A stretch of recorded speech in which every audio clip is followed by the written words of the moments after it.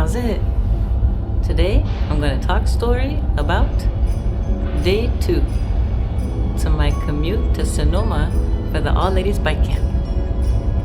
Day 2 was completely different than day 1. There was no rain, there was hardly any wind.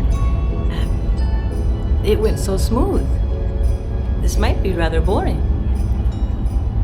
So I'm leaving Seaside now. It's 2 a.m. and heading to Coos Bay.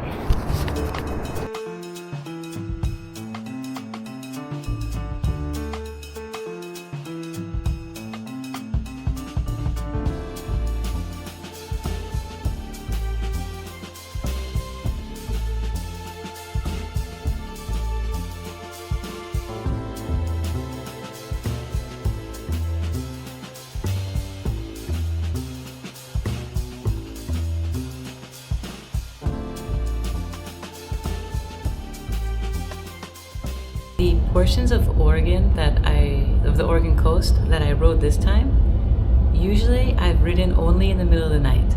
This was the first time I got to ride during daylight. Well, not got to, but this is the first time I chose to ride those areas in daylight. I really do prefer riding in the middle of the night, especially along the coast. It's amazing. The sounds, the smells, the peacefulness. Oh, I love it so much, as long as it's not stormy. When riding through Oregon with the Seattle International Randoneers or riding along the Oregon coast, the routes seem to deviate from Highway 101 a lot. Oregon coast also has maps. If you go to oregon.gov or Oregon Department of Transportation.gov, they have maps of the scenic bike route along the coast. However, they suggest that bike riders exit Highway 101 at certain points where they consider it dangerous and take alternate scenic routes. And I've taken those routes and they're beautiful. But this was a commute and I wanted to make it as short as possible. I had left early enough where I felt that the hairy parts of 101 would be okay.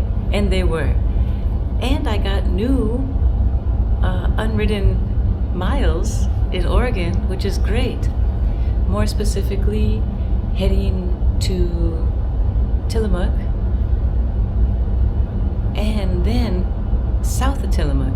Instead of taking the alternate route that went along the coast, I stayed on the highway which went east.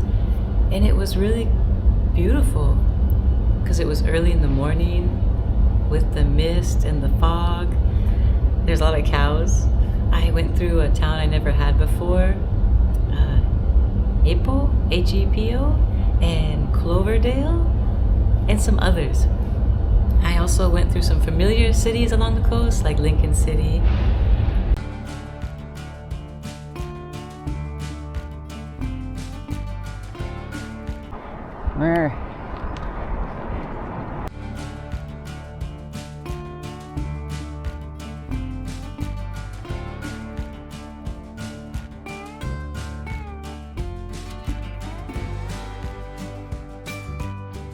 Unlike Washington State, Oregon State has some great rest stops along the coast. They have beautiful rest stops. They're scenic. There's a lot of parking for vehicles. They're safe for bike riders. The bathrooms are big and clean.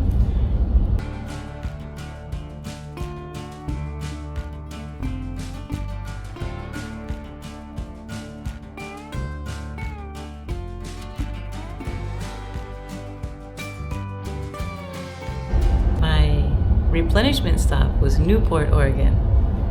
I had run out of liquids about 15 minutes prior to that. Newport! This is where I replenish my liquids. And when I stopped there, I stopped at some mini mart and I got all my favorite things. I got a Gatorade and some special flavor. I'm not sure what it was, but it was really good. I got 2 strawberry milks. I just chugged those right there. A frappuccino or 2 frappuccinos. Usually I get 2 of everything and then I will drink the duplicate of everything there and then use the others to fill my bottles.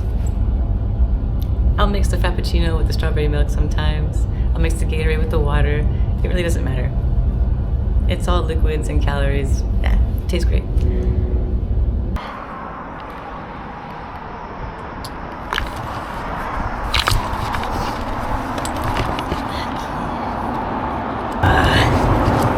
Alright. It's time to replenish. I'm in Newport. I'm replenishing. I got all my replenishments. Gonna fill the uses. Okay.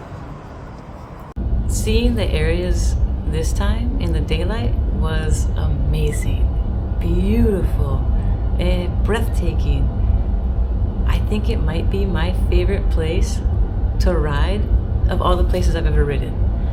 Oregon coast, hands down.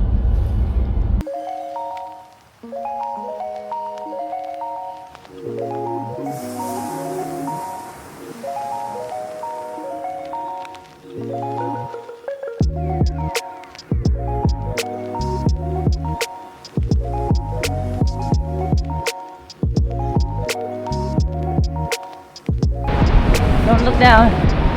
Okay.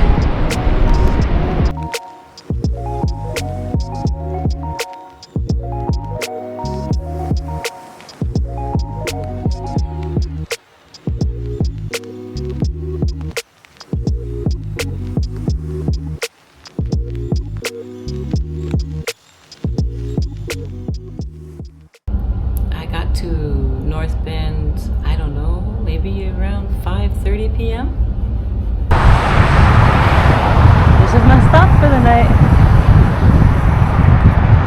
North Bend. I noticed the weather was still chilly in the low 40s, but then as the day went on, it would warm up to the low 50s. I never took off any of my layers on day 2. I kept my riding shorts, my long pants, all of my top layers except my puffy jacket. But I was getting a little sweaty. And unfortunately, because of the rain the day before, I started to develop a really nasty saddle sore on my left sit bone, or just beside it. It was bad. I've never had a saddle sore that bad before. It was painful. And in the hotel, things would stick to it and then tear off like a Band-Aid when I had to change. That was pretty awful. But I'm sure we've all been there. Ew! The first thing I Googled when I got to North Bend was, how do I ride 600 more miles with a saddle sore? And the AI overview was interesting. At the bottom of their suggestions, there was lower your saddle. So I did. I lowered it big time. I lowered it like a whole inch. I think an inch is, I don't know, 2 centimeters? I'll have to look that up. But it helped. I couldn't believe it. I felt like I was riding a BMX sometimes. And by the end of it, my knees were getting a little sore. However, my butt thanked me. Okay, I made it to the hotel in North Bend. The Quality Inn in North Bend was not as awesome as the Quality Inn in Seaside. I started questioning if the doors actually locked, so I latched them. Yeah, that was weird. Yesterday was miserable. There was an extreme storm cell that swept along the coast in southern Washington, and I got stuck in it big time.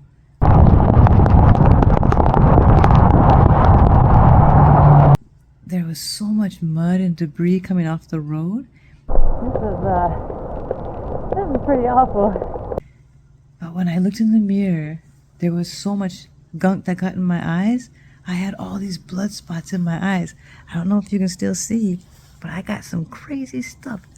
They're looking better now though, but oh man, they were looking so bad yesterday. Today was much better. I left Seaside around 2 a.m. and I came to Coos Bay or North Bend area of Coos Bay, which I thought was 242 miles. But when I did the route, I had taken into account all of the routes that deviate from the highway. Oregon Coast will suggest safer and more scenic bicycle routes, and the signs are posted everywhere. It's really cool. However, I didn't want to take extra time because this is a commute. This isn't a joyride. It is a joyride, but it's mostly a commute. So I stayed on the highway because when I left early enough that in the sketchy parts, I felt like I wasn't holding up traffic. I didn't feel in danger. It was fine. And so when I got here, excuse me, it ended up being just about 210 miles. So it knocked 30 miles off my commute, which is so cool. But I got here in North Bend. I already ordered pizza and I ate that. I ordered some loaded tots and I ate that. I had some decaf coffee. Took a shower, but this room is cold, so I'm bundled up. I turned on the heat, but it's taking a while. And I got my clothes over the heater too. I'm going to try to make it to Eureka, California tomorrow. But I'll look at the map. I'll see if there's any city that's closer that wouldn't be too far from Fort Bragg. Because I want to get to Fort Bragg by Saturday and then get to Sonoma by Sunday. Yeah.